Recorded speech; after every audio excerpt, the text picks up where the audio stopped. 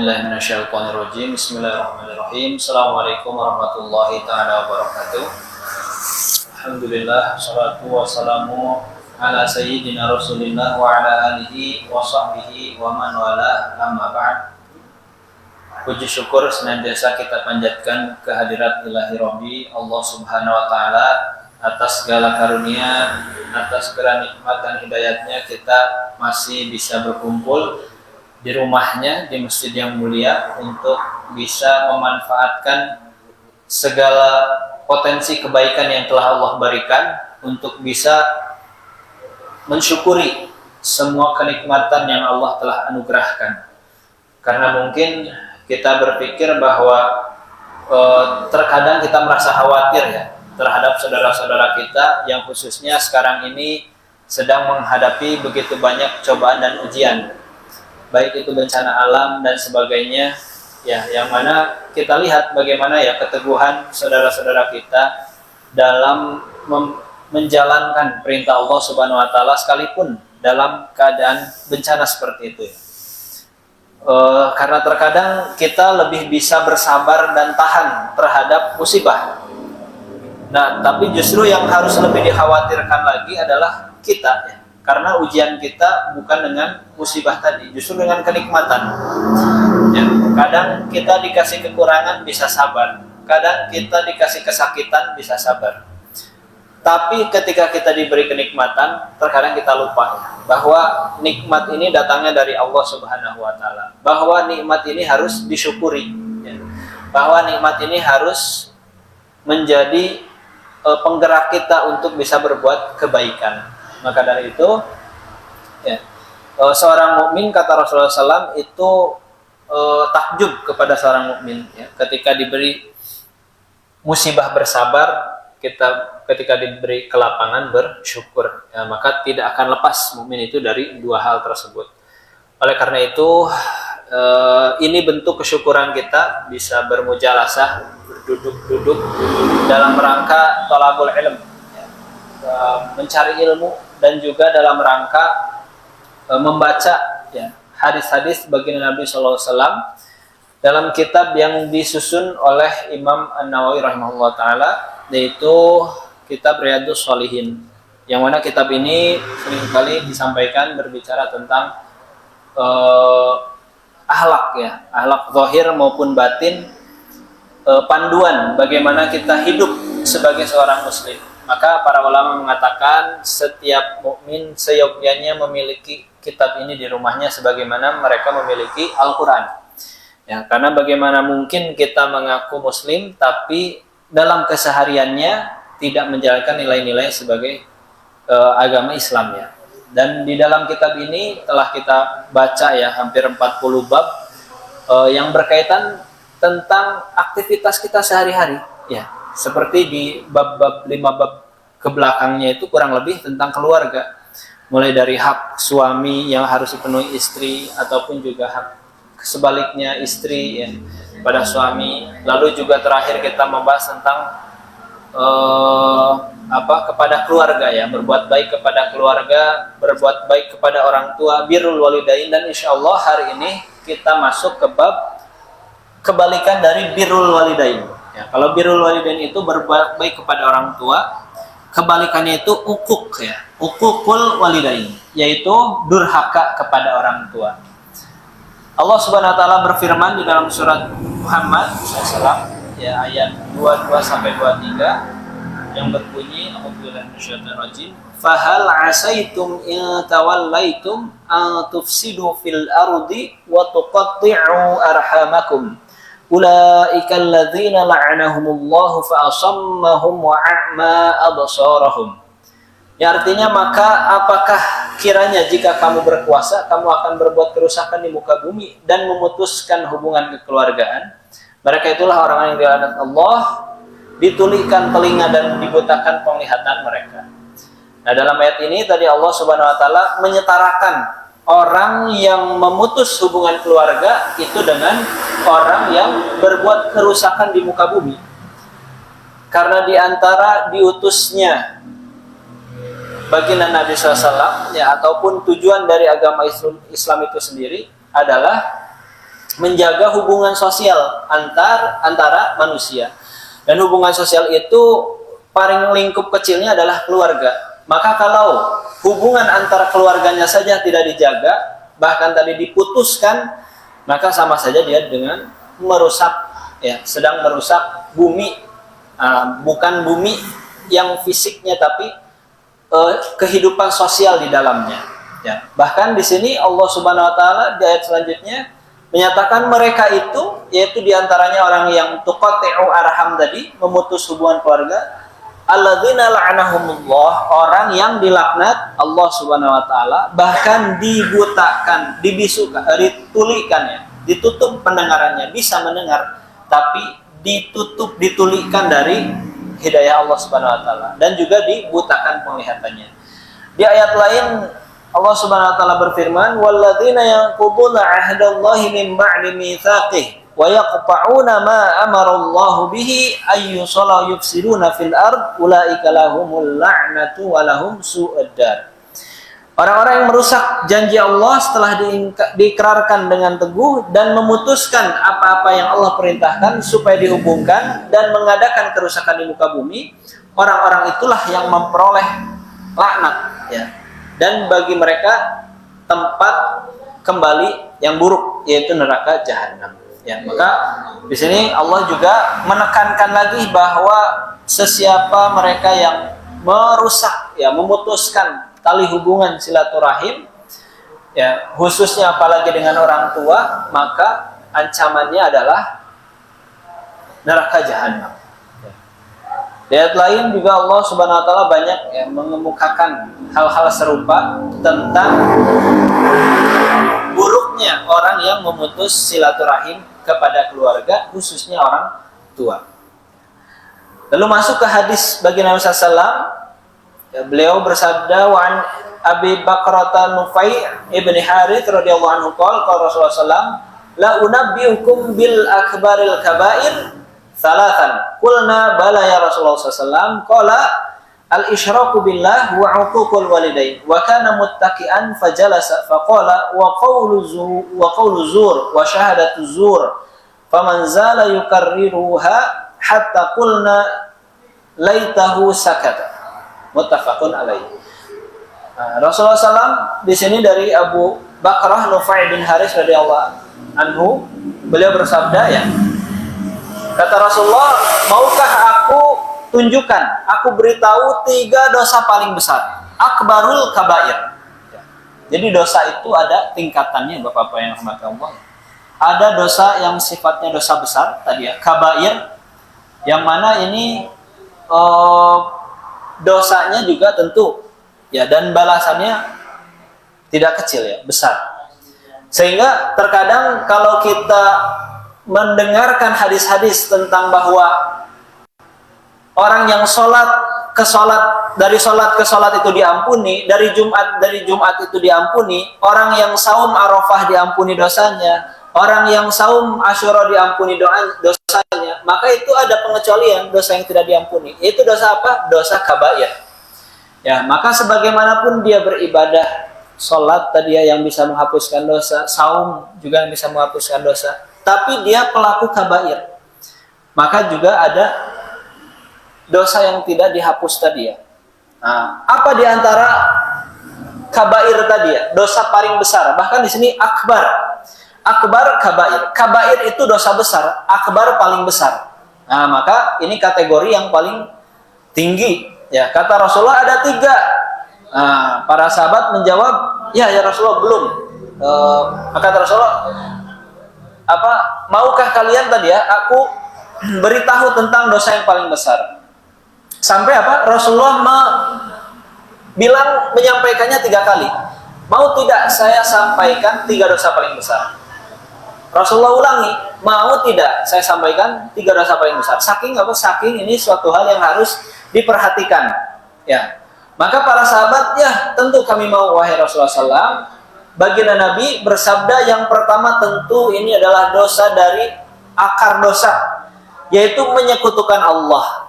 Nah, bukan mengingkari Allah, ya, Bapak yang rahmati Allah. Menyekutukan artinya apa? Meyakini Allah, tapi juga meyakini selain Allah, Meyakini Allah pemberi rizki, tapi juga meyakini benda-benda, orang atau makhluk bisa mendatangkan rizki. Ya. Nah, maka kita perlu hati-hati di zaman ini ya. Ada syirik itu syirik besar. Bapak yang dirahmati Allah ya. Seperti tadi, mempercayai bahwa atau bahkan menyetarakan ya sesuatu dengan Allah. Ada juga syirik kecil ya. Nah, maka kita perlu hati-hati dengan di zaman modern ini ya. Bahkan para ulama menyatakan ketika kita sekarang merasa was-was, merasa tidak aman, ya, ketika tidak pegang dompet, ya, maka itu bisa kategori syirik kecil. Kenapa? Karena tadi, ya, menyetandarkan, mengikat kita merasa aman itu karena dompet, karena isi dompet. Padahal tadi ya, yang maha memberi keamanan dan kenyamanan itu Allah Subhanahu Wa Taala. Ya, atau seperti halnya yang kalau yang besarnya syirik besarnya ya seperti kita ketahui datang ke dukun ya dan sebagainya. Gitu. Bahkan yang lebih modern ya sama ya. Sekarang kita mempercayai bahwa dokter itu yang menyembuhkan juga bisa hati-hati ya dalam akidah nanti bisa terjerumus pada syirik. Kita harus meyakini bahwa baik dokter itu adalah wasilah, perantara. Begitupun hal-hal yang lainnya Bapak yang rahmati Allah ya. Kita meyakini makanan yang kita makan itu wasilah untuk kita bisa hidup dan sehat. Tapi hakikat yang memberi kehidupan adalah Allah Subhanahu Wa Taala. Sehingga kita jangan khawatir apa-apa ketika tidak makan, takut mati ya. Secara biologis betul. Tapi kalau Allah berkehendak kita tetap hidup, akan tetap hidup. Bapak-bapak ya. Dan begitu pun juga penyakit ya. Tentu kita percaya secara logika, secara ilmiah kepada dokter tentang sakit ini dan itu sebagainya. Tapi kita meyakini hakikat kesembuhan hanya datang dari Allah Subhanahu Wa Taala. Nah itu yang pertama, dosa kabair itu adalah menyekutukan Allah. Percaya Allah tapi juga percaya kepada yang lain. Karena kalau tidak percaya kepada Allah mah itu sudah kafir. Ya. Tapi kalau percaya Allah juga percaya kepada yang lain. Ya. Percaya bahwa terhadap jimat, terhadap apa sebagainya. Nah itu termasuk isyrak ya di sini, musyrik. Karena meyakini sesuatu hal bisa mendatangkan kemanfaatan. Ya. Berarti apakah kita boleh atau tidak meminta doa kepada orang-orang soleh? Ya. Apakah kita boleh sekarang kita juga mencium Ka'bah, Hajar Aswad dan sebagainya? Nah itu harus kita pahami hakikatnya Bapak yang dirahmati Allah. Bahwa apa-apa yang kita lakukan itu semuanya yang masyru' ya. Meyakini ketika kita mencium Ka'bah, mencium Hajar Aswad bukan karena kita meyakini Ka'bah dan Hajar Aswad itu bisa memberikan kemanfaatan, bisa mengabulkan doa kita. Tapi apa? Tapi Rasulullah mencontohkan. Karena kita cinta pada Allah dan Allah memerintahkannya, maka kita melakukannya. Sebatas itu ya. Jadi kita meyakini apa yang kita lakukan itu menghadirkan cinta kita kepada Allah Subhanahu Wa Taala. Tidak lebih, ya. Tidak meyakini zatnya itu yang bisa mendatangkan kemanfaatan. Selain menyekutukan Allah, yang kedua, ya dosa besar adalah tadi, yaitu uququl walidain, durhaka kepada orang tua. Nah, ini yang mana perlu kita soroti khususnya di zaman sekarang ini. Bapak yang dirahmati Allah ya, di mana orang-orang sangat menggembar-gembor tentang hak asasi manusia ya, yang bahkan justru malah menjadi alat ya untuk bertindak semena-mena. Ya kita mungkin pernah melihat ya di televisi, di berita seorang anak membunuh orang tuanya ya, ataupun melaporkan orang tuanya ke polisi. Hanya karena hal-hal yang sifatnya justru itu bukan suatu hal yang urgen ya. Itu banyak sekali sekarang ini. Nah, maka sering sekali disampaikan Bapak yang dirahmati Allah, untuk menyelamatkan anak-anak kita dari fitnah zaman yang begitu besar ini, maka harus dibekali dengan keilmuan agama yang baik. Jangan sampai terjerumus kepada pemahaman-pemahaman yang liberal tadi, yang bebas gitu ya. Bahwa orang tua dan anak setara karena sama-sama punya hak asasi manusia. Dalam agama tidak. Tadi ya, bahkan ada yang namanya birrul walidainnya, bahwa keterikatan orang tua itu akan selalu ada. Ya, kita membahas di bab sebelumnya bahwa orang yang paling rugi adalah orang yang ketika salah satu atau kedua dari orang tuanya masih hidup, ya, karena dia tapi menyia-nyiakannya, artinya tidak berbakti. Karena apa? Karena orang tua itu merupakan tiket surga yang dijamin. Yang dijamin.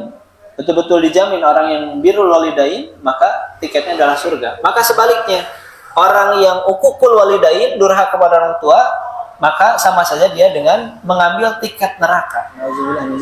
Kalau birrul walidain tadi berbakti, maka dia mengambil tiket surga. Ya. Sehingga tadi ini disetarakan oleh Rasulullah SAW dengan syirik pada Allah saking besarnya. Ya, dosa uquq.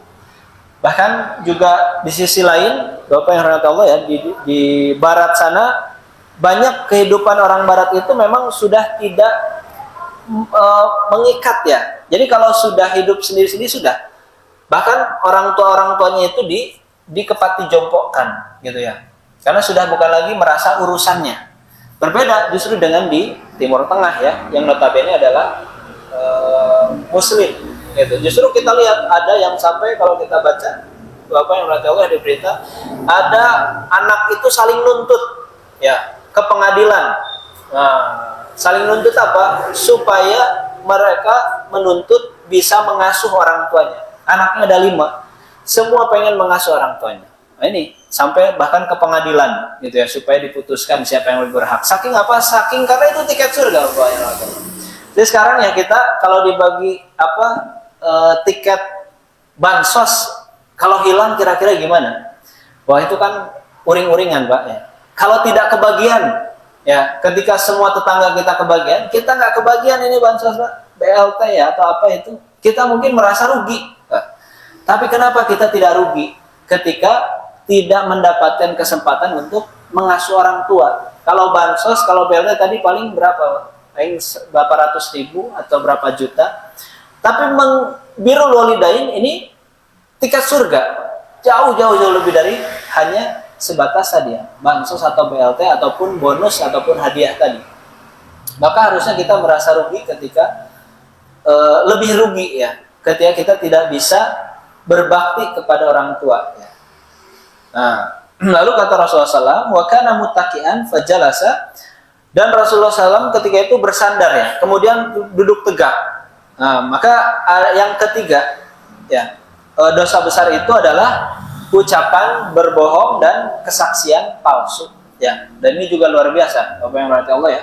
Sekarang itu kita sulit sekali ya memfilter ataupun sudah biasa sekali ya manusia saat ini untuk berbohong dan berkesaksian palsu ya. Kesaksian palsu biasanya apa? Demi untung gitu ya. Ada ini yang melihat kejahatan, tapi oleh penjahatnya itu dikasih uang. Terus ditanya, padahal ada, tapi dia bilang tidak ada. Ya, itu contoh kesaksian palsu. Atau tadi ya, ucapan bohong kita di mana-mana. Apalagi dengan teknologi yang sekarang, yang berbohong itu bahkan bukan hanya orang ya, tapi kita memanipulasi. Nah, kita sekarang kan ada yang namanya AI, Bapak-Bapak ya. Sehingga seseorang itu bisa apa? Nah, ini contoh banyak sekali. Seperti mungkin contoh ada Ustadz ya, Ustadz yang terkenal, contoh Ustadz Adi Hidayat, Ustadz Somad, karena videonya banyak di YouTube di mana itu diambil ya dan dirubah, contohnya jadi mempromosikan judi dan apa. Nah, itu kan orangnya tidak melakukan, tapi ada orang yang memanipulasi, maka itu sama juga itu dengan hukum berbohong dan itu dosa besar. Ya, nah ini sekarang banyak merubah wajah Pak, merubah suara itu mudah Pak. Ya mungkin Bapak pernah mendapat telepon yang mirip kok dengan suara keluarganya, sanak keluarga yang tiba-tiba minta uang, tidak ada angin, tidak ada hujan. Nah, itu memang sekarang bisa pakai teknologi. Nah, itu juga sama. Meskipun itu bukan berbohong secara langsung, tapi itu memanipulasi. Loh. Maka itu juga sama. Itu pun termasuk dari kategori dosa yang besar. Ya, yang mana bahkan tidak diampuni ya oleh taubat ataupun ibadah-ibadah yang tadi ya. Seperti halnya sholat ke sholat itu kan hakikatnya mengampuni dosa, tapi pengecualian dosa-dosa besar Saum sunnah juga mengampuni dosa, tapi tidak untuk kabair, dosa besar. Maka Rasulullah pun terus ya mengulangi kalimat tersebut, ya. Jadi mengulang-ulang saking berbahayanya, ya. Sehingga para sahabat berharap untuk Rasulullah berhenti berkata itu karena takut, ya, itu terjadi pada diri mereka. Lalu di hadis berikutnya baginda Nabi SAW juga masih menyampaikan tentang hal yang sama, ya.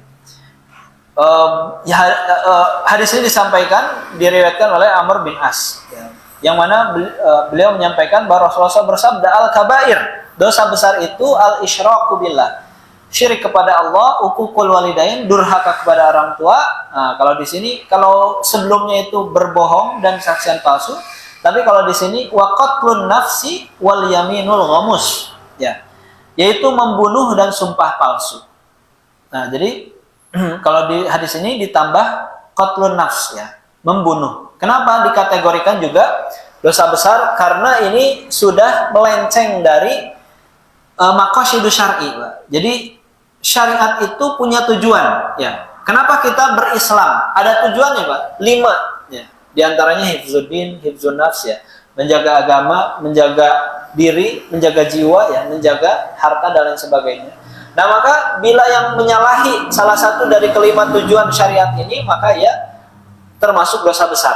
Ya, seperti halnya murtad, dosa besar. Karena tujuan syariat itu adalah menjaga agama.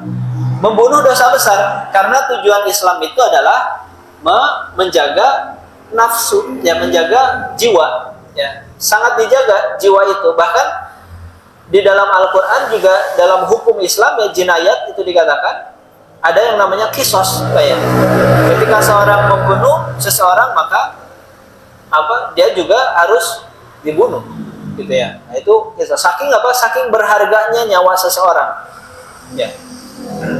Nah, maka di sini selain dari tadi syirik kepada Allah, juga durhaka kepada orang tua.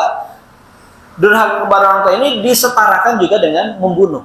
Nah, jadi kalau kita menganggap bahwa membunuh itu kriminal yang besar, maka dosa berdurhaka kepada orang tua juga sama, Bapak yang dirahmati Allah, ya. Terkadang kita itu menganggap biasa, ya. Khususnya sekali lagi anak-anak kita nih zaman sekarang, ya, sudah betul-betul harus bagaimana kita fahamkan, ya, tentang hal-hal ini. Karena tentu kita tidak ingin, ya, anak yang kita cintai justru malah menjadi ukuk, ya, durhaka kepada orang tua. Nah, maka harus kita pahamkan tentang ajaran-ajaran ini, ya. Dan juga tadi sumpah palsu. Dan di hadis berikutnya juga demikian, Bapak yang dirahmati Allah, di sini Rasulullah juga menyampaikan termasuk dosa besar. Nah, hanya lebih spesifik di sini. Bukan hanya bentuk durhakanya, ya. Di sini bentuk kedurhakaan. Salah satu contoh kedurhakaannya yaitu apa? Syatmur rajulu walidayhi. Ya. Minal kabairi syatmur rajulu walidayhi. Nah, ini juga sering terjadi di antara kita, ya, di antara anak-anak kita, dan itu menganggap sebuah lelucon, ya. Apa itu? Yaitu termasuk dosa besar adalah mencaci maki, ya, seorang tua dari bukan orang tua sendiri, ya. Kalau orang tua sendiri jelas itu perbuatan durhaka, tapi juga mencaci maki orang tua orang lain, ya, maka itu juga termasuk kabair, ya. Jadi terkadang tadi, ya, anak-anak kita ini menganggap ini lelucon, ya, menyindir, mengejek, ya, mencaci orang tua dari teman-temannya, padahal itu juga sama. Seperti halnya dia berdurhaka kepada orang tua sendiri, ya. Para sahabat bertanya, ya Rasulullah, ya, memang ada orang yang mencaci kedua orang tuanya, karena Rasulullah tadi menyebutkannya mencaci orang tua, gitu, ya. Maka Rasulullah menjelaskan, ya, kata Rasulullah, yaitu orang yang mencaci ayah atau ibu orang lain, ya. Lalu orang lain mencaci ayahnya, dia mencaci ibu orang lain, lalu dia mencaci ibunya. Jadi saling sindir, saling ejek, saling caci maki orang tua. Nah, ini kan suka jadi lelucon, ya, di anak kita. Maka fahamkan Bapak semua ya, kepada anak-anak kita jangan sampai punya kebiasaan dan menganggap biasa ya meledek, mencaci ya orang tua temannya, sehingga temannya juga meledek dan mencaci orang tua dia ya. Nah, maka dua-duanya sama dengan durhaka kepada orang tua masing-masing ya. Maka dari riwayat lain disebutkan di antara dosa besar adalah melaknat orang tua, yaitu melaknat orang tua temannya atau orang lain. Nah, ini salah satu bentuk kedurhakaan. Jadi durhaka itu bukan saja hanya seperti melawan, ya memukul dan sebagainya, tapi bahkan dalam kategori mencaci orang tua orang lain saja itu sudah termasuk durhaka ya. Saking tingginya kedudukan orang tua ini di hadapan Allah Subhanahu wa taala. Saking pentingnya birrul walidain, berbuat baik kepada orang tua ini di hadapan Allah Subhanahu wa taala ya. Maka mencaci orang tua orang lain pun tidak dibenarkan ya, sehingga kategori termasuk dari kategori durhaka yang paling ringan mungkin ya, yang paling banyak dilakukan ya. Di hadis berikutnya bahkan Rasulullah SAW juga menyatakan lebih tegas ya, bahwa kata Rasulullah SAW, beliau menyampaikan la yadkhulul jannata qati'un ya. Tidak masuk surga. Siapa yang tidak masuk surga? Yaitu orang yang memutus. Apa memutus di sini? Maksudnya memutus silaturahim, khususnya kepada orang tuanya. Ya. Sebanyak apapun dia ibadah, sesering apapun dia umroh, sesering apapun dia haji, ya. Tapi simpul dasarnya, pondasi dasarnya dia tidak jaga, yaitu silaturahim, menjaga hubungan baik dengan orang tua, maka tidak akan ya bernilai. Ya, hal-hal tadi justru menjadi penutup pintu surga baginya. Sebaliknya berarti mafhum mukhalafahnya birrul walidain itu adalah pembukanya. Ya. Nah, maka di sini sekali lagi bahwa diperingatkan untuk tidak memutuskan hubungan kepada orang tua ataupun kepada kerabat ya, adik, kakak dan sesiapa yang masih memiliki hubungan darah ya. Karena ancamannya adalah tidak masuk surga ya, ataupun masuk neraka. Ya. Nah, maka kita perlu hati-hati tentang hal ini. Meskipun tentu banyak situasi dan kondisi ya, Bapak Ibu Allah. Ada kondisi-kondisi yang mungkin kita ingin mungkin ya, banyak yang pertanyaan juga terkadang ditanyakan ketika kita ingin menjaga silaturahim, tapi justru ya orang yang kita ingin jaga silaturahimnya adalah menghindar tadi ya, malah memilih untuk bersikap kasar, tidak baik dan sebagainya. Maka bagaimana sikap yang paling baik? Ya kita tidak membalas keburukan-keburukan itu ya, tapi kita tetap punya niat untuk menjaga silaturahim. Sebagaimana para sahabat dulu, Bapak yang dirahmati Allah ya, bahkan dulu Rasulullah pun ketika mendapati dua orang pemuda adik kakak yang ingin masuk Islam, ya tapi orang tuanya tidak berkenan dan akhirnya dia kabur ke Madinah, lalu Rasulullah apa yang dilakukan? Menjaga perjanjian dengan Quraisy, maka dikembalikan ke orang tuanya dan juga berpesan untuk berbuat baik ya, sekalipun orang tuanya bahkan melarang masuk Islam ya, bahkan cenderung mengurungnya gitu, dan baru bebas setelah Fathul Makkah ya. Ini artinya bahwa bersabar ya dalam cobaan tersebut lebih baik daripada melawan sehingga menjadi ingkar ya, durhaka kepada orang tua ya. Nah, di hadis berikutnya yang mana ini di dalam bab ini hadis terakhir yang nanti kita akan masuk masih tentang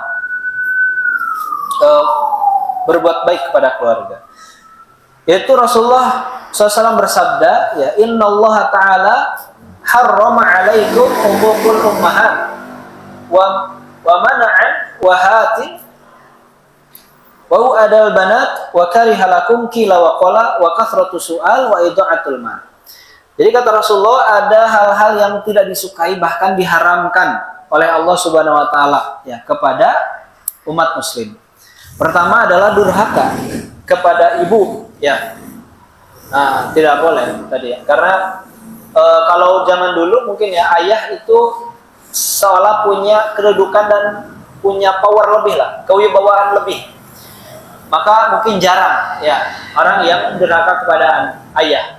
Tapi terkadang karena ibu itu sifatnya lembut, ya sifatnya berkasih sayang.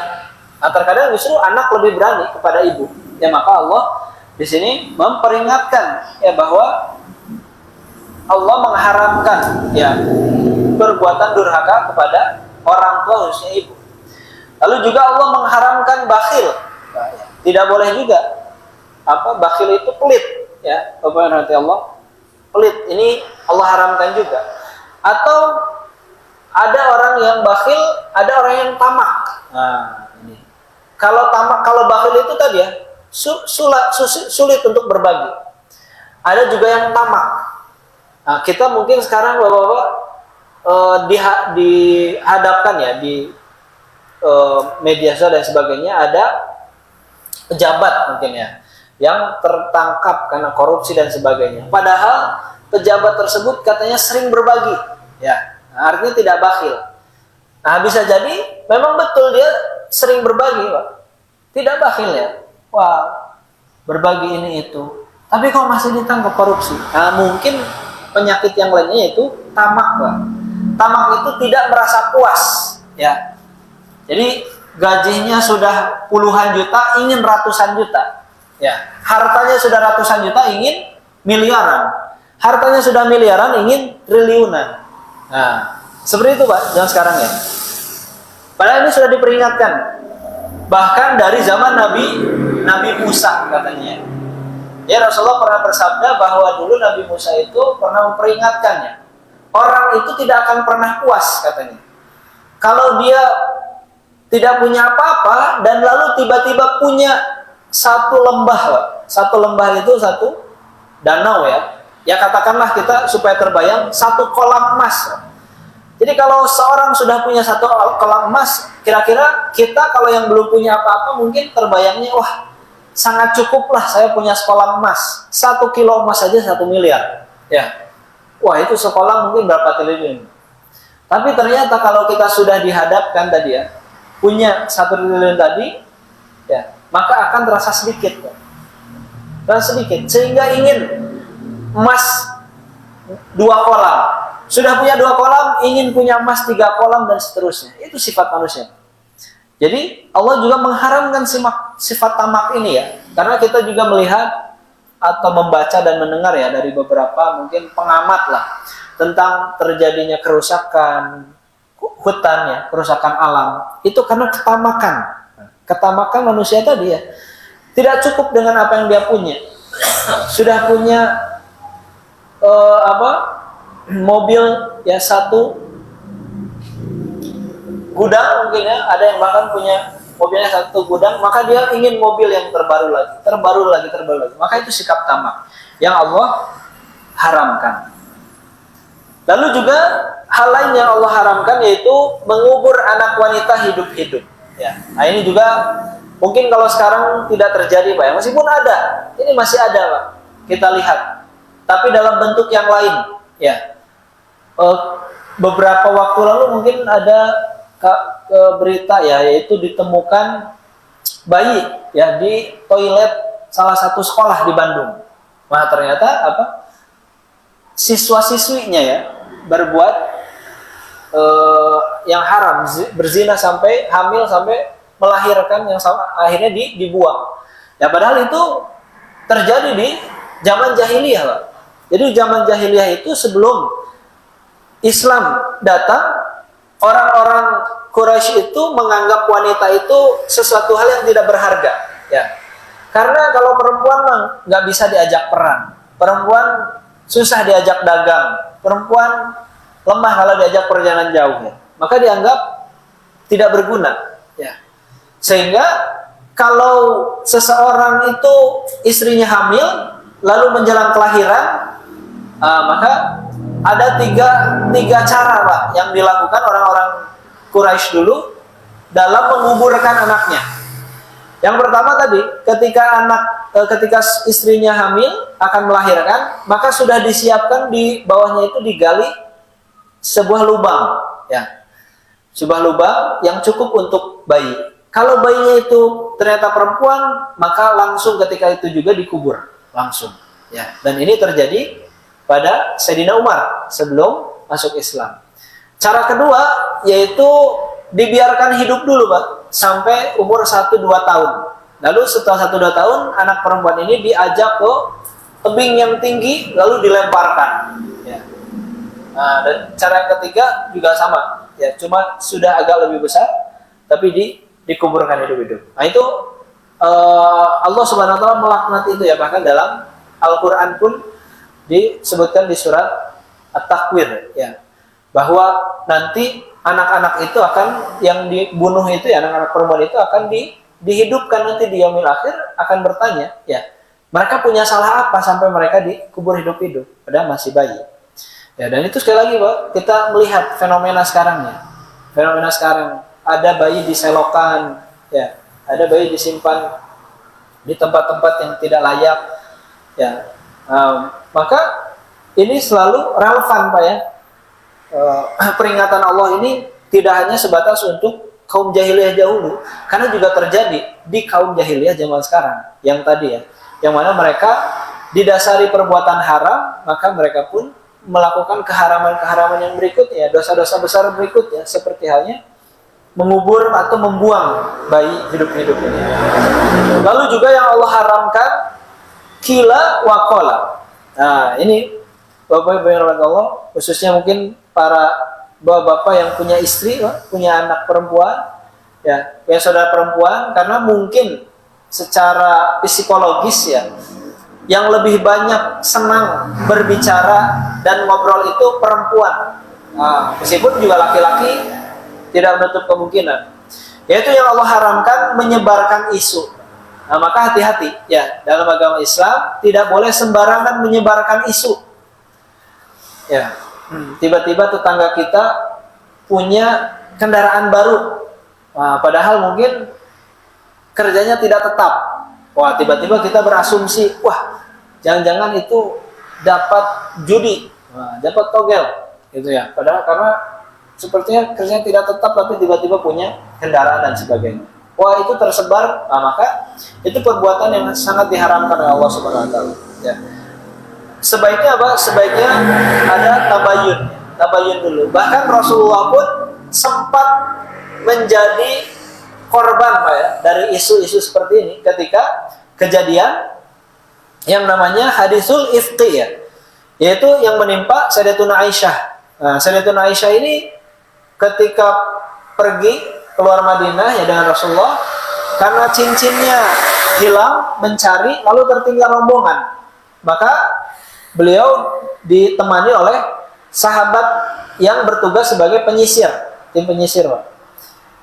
Tapi karena tahu bahwa yang tertinggal adalah Sayyidatuna Aisyah, wanita yang mulia, istri Rasulullah, pemuda tersebut pun tidak berani untuk menegur, tidak berani mengobrol, hanya beliau melihat dari jauh dan menemani supaya tidak diganggu ataupun tidak terjadi sesuatu. Tapi ketika sampai Madinah, orang-orang melihat, wah, ini istrinya Rasulullah kok ditemani pemuda, ini seorang pemuda. Wah, jangan-jangan ini dan itu, gitu ya.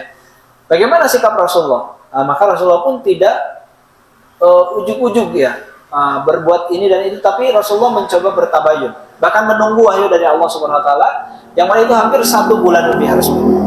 Nah, ini terjadi di zaman Rasulullah. Ya, nah apalagi zaman sekarang, Bapak-Bapak yang dirahmati Allah ya. Tadi dengan mudahnya sesuatu hal itu dimanipulasi, Pak. Ya, ini banyak terjadi. Kenapa mungkin kita lihat tokoh-tokoh agama itu banyak difitnah, Pak? Ya. Ulama itu salah satu fitnah yang paling mudah, Pak, dilakukan oleh orang-orang yang tidak bertanggung jawab, itu memanipulasi ini, Pak, WA ya, chatting gitu. Jadi wah, ini ulama ini fitnah bertemu dengan perempuan ini dan itu. Ya, padahal tidak pernah. Gitu. Itu dimanipulasi ya, sehingga tadi ya, supaya masyarakat melihatnya ini orang-orang yang berbuat buruk ya. Nah, dimanipulasi. Itu kan isu-isu yang mudah sekali dihembuskan ya zaman sekarang ini lewat berbagai media dan platform. Maka kita sebagai orang muslim perlu hati-hati, Pak. Termasuk juga, nah ini banyak, Pak, di grup WA itu tidak asal repost lah ya, tidak asal mengirim. Nah, perlu mengecek dulu Pak. Jadi kalau kita di grup nih ada menemukan berita sesuatu atau di suatu berita ya di internet, kita menganggap berita, wah langsung di-share. Mungkin baiknya kita cross check dulu Pak. Betul tidak ini beritanya? Ya, karena tadi kalau ternyata tidak benar, kita termasuk dari yang orang-orang yang menyebar isu ya. Nah, ini tidak baik. Ya, makanya sekarang itu ada cyber ya, polisi cyber mungkin ya. Jadi karena kejahatan juga tadi Pak bisa ditimbulkan dari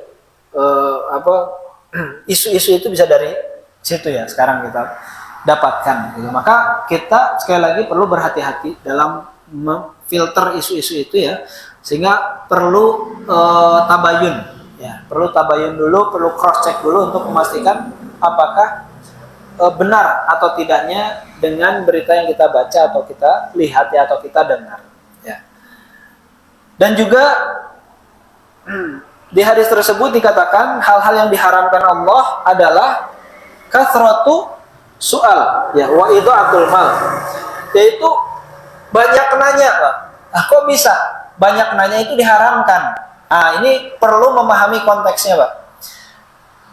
Di Al-Quran juga bahkan diperlihatkan ya bagaimana para nabi, salah satunya Nabi Ibrahim itu banyak tanya Pak kepada Allah Subhanahu Wa Taala. Nah, ini seolah-olah bertentangan dengan hadis tadi yang Allah mengharamkan banyak nanya. Ini perlu kita memahami konteks. Banyak tanya seperti apa yang diharamkan, banyak tanya seperti apa yang justru dianjurkan. Yang diharamkan banyak tanya di sini adalah pertanyaan-pertanyaan yang sifatnya untuk seperti halnya kaum Yahudi Pak. Ya. Jadi untuk mencari pelarian atau pembenarannya. Seperti Yahudi ketika disuruh oleh Nabi Musa alaihissalam untuk menyembelih sapi, ya. Padahal cukup sembelih sapi saja. Tapi mereka, saya tuh malas, ya. Saya tuh nggak mau menyembelih sapi. Akhirnya mempersulit diri sendiri. Memang sapinya yang warna apa? Ya, kalau kita Bapak datang ke pengajian, nah karena malas Pak, jadi supaya ada alasan, pengajiannya udah harus pakai peci. Saya emang ada peci, gitu ya. Tadi ada lagi alasan. Pengajiannya harus pakai baju apa? Pengajiannya harus jam berapa dan sebagainya. Padahal datang saja Pak. Ya, tidak ada aturan dan syarat tertentu. Tapi karena dia didasari oleh kemalasan tadi ya, ketidakmauan, maka bertanya untuk mempersulit diri sendiri yang akhirnya harapannya tidak dilakukan, gitu. Ya, seperti kaum Yahudi tadi. Maka itulah pertanyaan-pertanyaan yang diharamkan. Jadi pertanyaan yang mempersulit diri sendiri.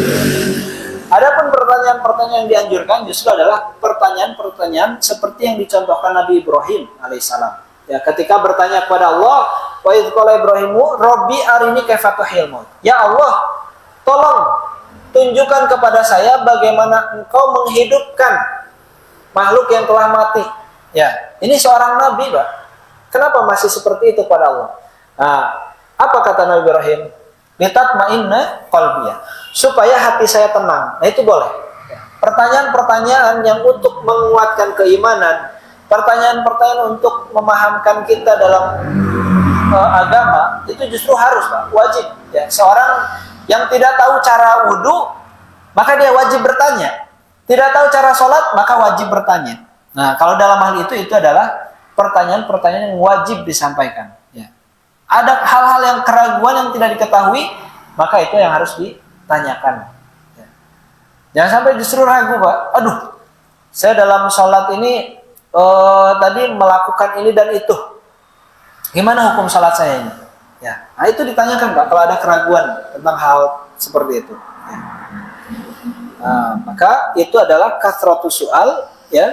Jadi yang diharapkan di sini adalah banyak bertanya yang menyulitkan diri sendiri, ya. Seperti halnya kaum Yahudi tadi. Ya. Zakat, Pak, silahkan zakat fitrah dengan beras atau uang. Berasnya yang tipe apa? Yang berapa? Untuk menghindari berzakat, maka itu yang tidak boleh. Tapi kalau untuk lebih jelas, karena saya ingin zakatnya yang terbaik, maka itu pertanyaan yang bagus, ya, supaya berasnya yang paling baik. Tapi kalau dia ingin menghindar, aduh saya mau hoream sebetulnya. Jadi bertanya zakatnya seperti apa, berasnya yang bagaimana, beras Cianjur atau beras mana, dan sebagainya, supaya harapannya dia udahlah nggak usah, nah gitu. Itulah yang pertanyaan-pertanyaan yang tidak boleh. Dan hal terakhir yang diharamkan oleh Allah Subhanahu Wa Taala ya di dalam hadis ini, selain tadi diawali oleh durhaka kepada orang tua, khususnya ibu ya, maka idha'atul mal. Nah ini juga banyak terjadi Pak di zaman sekarang ya kita, yaitu membuang-buang harta ya. Maksudnya apa Pak membuang-buang harta? Bukan membuang-buang uang ke selokan Pak, membuang emas ke laut, bukan. Tapi maksudnya adalah di sini larangan berbelanja ya, atau membelanjakan harta ya untuk hal-hal yang tidak bermanfaat. Dan ini banyak sekali Pak sekarang ini zaman kita. Ketika orang-orang lebih mementingkan gaya dari kehidupan ya. Jadi sekarang banyak kita temukan Pak, generasi anak-anak yang sekarang itu lebih baik tidak makan 3 hari demi bisa beli baju yang branded ya, yang bagus. Lebih baik makan kelaparan ya, makan seadanya selama setahun supaya bisa nyicil iPhone gitu ya. Nah, jadi orang sekarang mementingkan gaya Pak. Padahal ini tadi ya sudah diperingatkan tidak boleh ya membuang-buang harta, yang artinya dalam membelanjakan harta yang tidak manfaat hanya sebatas memilih gengsi ya. Maka itu diharamkan Allah Subhanahu Wa Taala ya. Karena apa? Karena nanti pada hari kiamat kita akan ditanya ya, dari mana kita mendapatkan harta dan untuk apa harta tersebut ya. Nah, dan ini juga sekali lagi yang menjadi perhatian bagi kita ya, yang mana seolah-olah ini peringatan untuk orang-orang zaman dulu, tidak Pak. Karena Islam itu agama yang relevan dengan zamannya. Sehingga hal-hal tadi itu juga berlaku untuk kita ya. Termasuk juga tadi Bapak yang dirahmati Allah, kasratus soal ini larangan untuk berdebat Pak. Jadi bertanya ini termasuk berdebat untuk yang tidak penting ya. Tidak penting ini juga sama. Termasuk dari kasratus soal yang dilarang, yaitu berdebat. Terkadang kita ingin menjaga reputasi, menjaga diri sehingga berdebat dengan orang. Padahal Bapak yang dirahmati Allah, para ulama ya, kita diajarkan para ulama itu memilih untuk diam ya. Meskipun memang mungkin beliau difitnah dan sebagainya, tapi daripada berdebat ya untuk membuang waktu, lebih baik biar. Karena waktu juga akan membuktikan nanti ya bahwa kebenaran itu tidak akan salah orang gitu ya. Meskipun terkadang tidak saat itu juga ya. Jadi tadi dalam hadis ini Allah Subhanahu Wa Taala mengharamkan durhaka kepada para ibu ya. Lalu juga bakhil ya, atau pelit ya, sulit untuk berbagi, ataupun juga tamak. Tamak itu merasa tidak cukup ya, rakus ya, tidak cukup dengan apa yang sudah dimilikinya. Maka rezeki paling besar itu adalah merasa cukup Pak. Jadi Allah Subhanahu Rasulullah dan para sahabat itu dikaruniai rasa cukup ya. Kenapa Rasulullah SAW dikatakan terkadang sampai 3 hari tidak makan Pak, sampai mengikat batu di atas perutnya, karena tidak neko-neko Rasulullah itu. Ada makanan dimakan ya, tidak ada bersabar. Nah, kalau kita ada makanan ya dihabiskan sendiri, tidak ada makanan mencuri ya. Padahal tidak seperti itu Pak. Kalau kita dikaruniai rasa cukup ya, maka kita akan bagaimana merasa apa yang Allah berikan itu sudah yang paling baik ya. Terkadang kita rasa hawa nafsu kita tadi Pak ya, menggiring kita untuk kepada ketidakpuasan tadi, sehingga menjadi maaf. Lalu juga larangan mengubur anak wanita hidup-hidup ya. Kalau sekarang mungkin membuang Pak ya, membuang anak-anak hidup-hidup ya. Karena sekarang kalau dikubur itu bahkan masih mending Pak ya. Dikubur itu masih manusiawi mungkin, meskipun ya tidak manusiawinya karena hidup-hidup Pak. Tapi sekarang itu bahkan lebih jahiliyah dari orang jahiliyah dahulu ya. Karena sekarang itu dibuang Pak tadi di toilet, dibuang di sungai, dibuang di kebun, dibuang di pasar. Itu bahkan lebih jahiliyah daripada orang jahiliyah dahulu. Ya, maka ini harus diperhatikan. Ya, termasuk juga tadi menyebar isu, banyak bertanya dan membuang harta. Itu kiranya hadis-hadis yang bisa kita baca Bapak yang dirahmati Allah di pertemuan kali ini ya. Insyaallah di pertemuan berikutnya yang mudah-mudahan Allah masih memberikan kita karunia dan kenikmatan hidayah dan umur ya di tahun depan, karena ini sudah pekan ketiga terakhir di tahun ini, tahun 2025 ya. Di tahun depan, di tahun 2026 kita masuk kepada sekrupnya yang lebih luas. Kalau tadi berbuat baik kepada ayah dan ibu, orang tua, kalau nanti berbuat baik kepada keluarga secara umum. Nah, maka sekali lagi bahwa Islam itu adalah mengokohkan pondasi sosial itu dari keluarganya. Maka kita harus tahu bagaimana bersikap dalam keluarga. Insyaallah nanti kita akan bahas di bab berikutnya. Untuk saat ini kita cukupkan dan kita tutup dengan daqaratul majlis. Alhamdulillah, subhanakallahumma rabbana bihamdika asyhadu an la ilaha illa anta astaghfiruka wa atubu ilaik. Walhamdulillahi wa sallallahu ala sayyidina Muhammadin wa ala alihi wasallam. Wassalamualaikum warahmatullahi taala wabarakatuh.